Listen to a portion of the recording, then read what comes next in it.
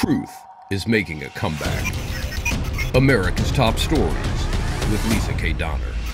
President Trump let it rip at the 2019 annual Conservative Political Action Conference in an unforgettable speech. Perhaps vying with Hugh Jackman for the greatest showman, Mr. Trump held the attention of a capacity crowd for what turned out to be a 2-hour soliloquy. Two of the most winsome traits of Trump are his humor and ability to tell it like it is. He knows this and even referenced it by announcing to the capacity crowd that he was going off script. Then he quickly added that going off script was likely why he won the presidency. In an unplugged and at times raucous oration, the president doubled down on his remarkable talent to connect with an audience. He did this while exhibiting a good deal of self-awareness for a change. While the president is a billionaire, somehow he is able to come off as just one of the guys. And at CPAC, President Trump was clearly in his element, feeling and sounding at ease, almost as if he'd had a glass of wine, which of course wasn't the case because he doesn't drink. Despite the free-spirited quality of his presentation, the president offered a common-sense approach to America's problems, as well as some truly amusing moments.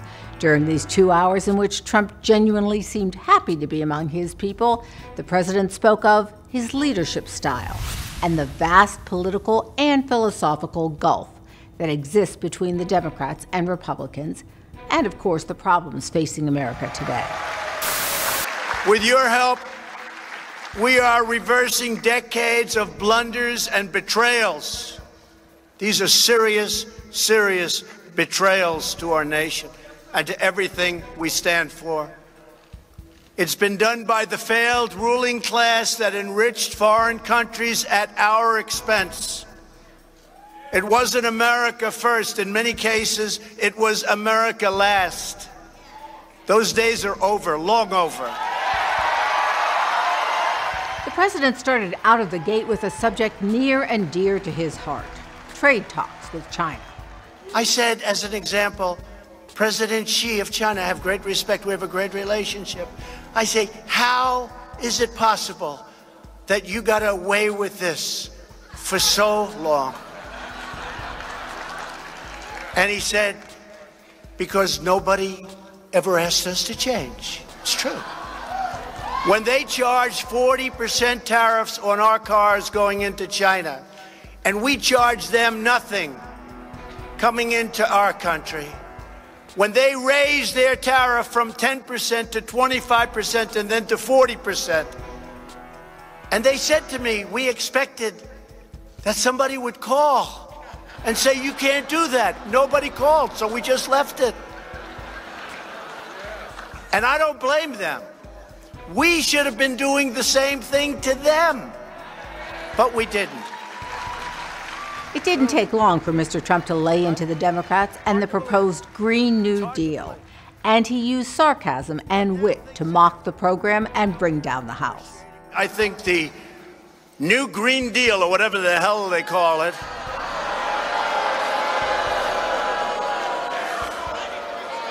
the Green New Deal, right? Green New Deal. I encourage it. I think it's really something that they should promote. They should work hard on. It's something our country needs desperately. They have to go out and get it. But I'll take the other side of that argument only because I'm mandated to. But they should stay with that argument. Never change. Never change. No planes. No energy. When the wind stops blowing, that's the end of your electric. Let's hurry up. Darling? Darling, is the wind blowing today? I'd like to watch television, darling.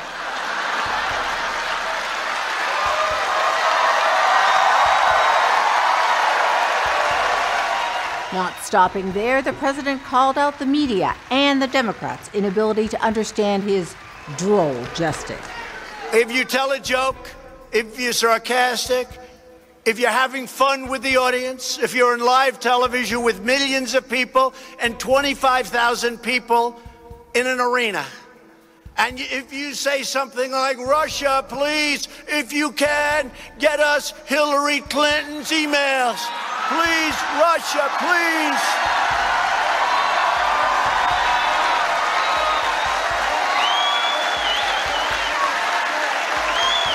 Please get us the emails.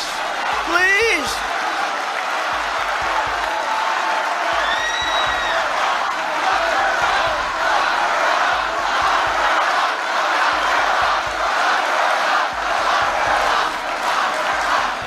So everybody's having a good time. I'm laughing. We're all having fun.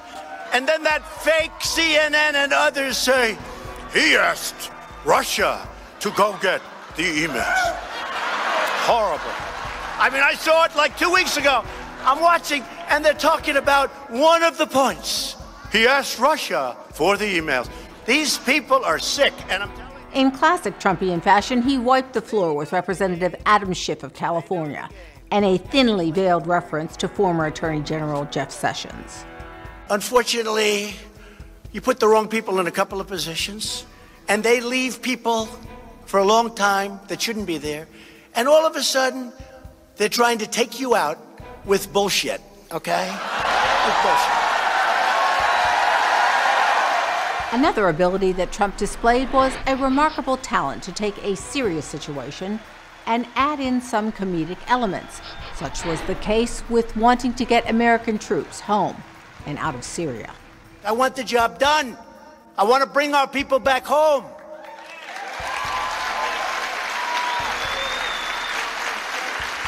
It's not fair.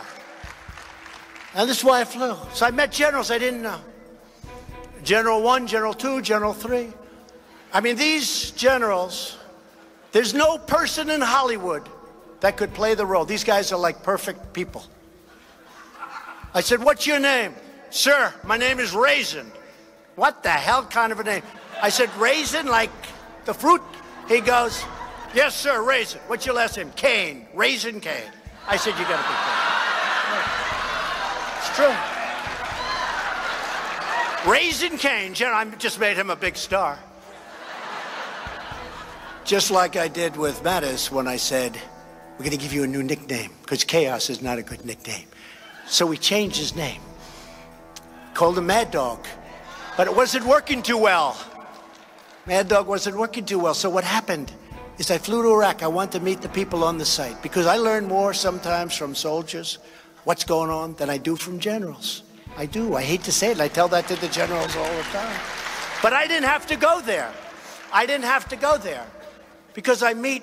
And I landed this airport, the most incredible thing. We must have spent $3 billion building it. It's one of the reasons I don't want to leave Iraq so fast. I said, how do we leave this thing?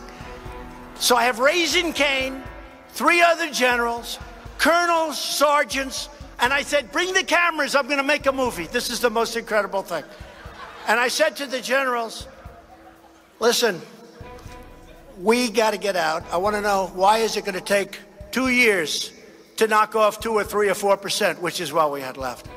It won't, sir. I said, tell me why it won't. It won't, sir. If we attack them in a different manner, we can do it much faster. Okay, General Raisin Kane, how fast can... Sir, we can have it totally finished in 1 week. I said, 1 week? I was told 2 years.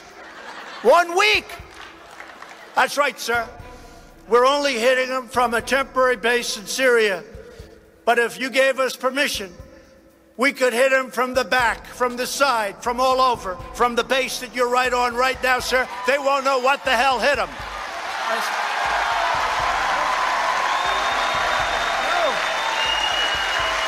They won't know what the hell hit them, sir.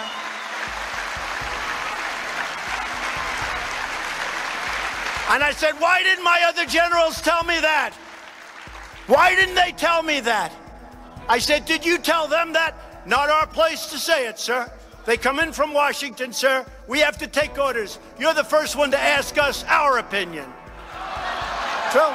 It's true. Despite the lighthearted nature of his remarks, Trump outlined the vast differences between conservatives and socialists. The future belongs to those who believe in freedom. I have said it before, and I'll say it again. America will never be a socialist country. Ever.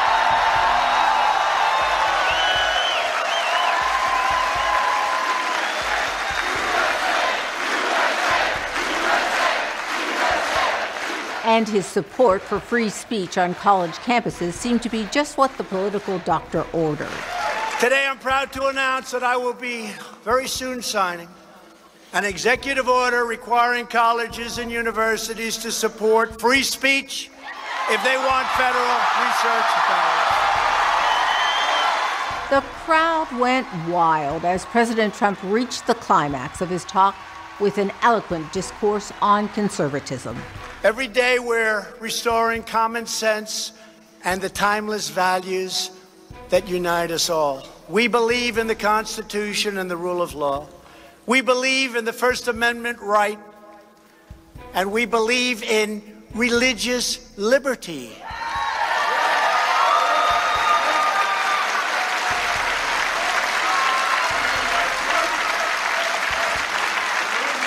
And we believe strongly in the Second Amendment and the right to keep and bear arms. And that, dear conservatives, is perhaps Donald Trump at his best, demonstrating wit and wisdom with confidence, determination, and no fear.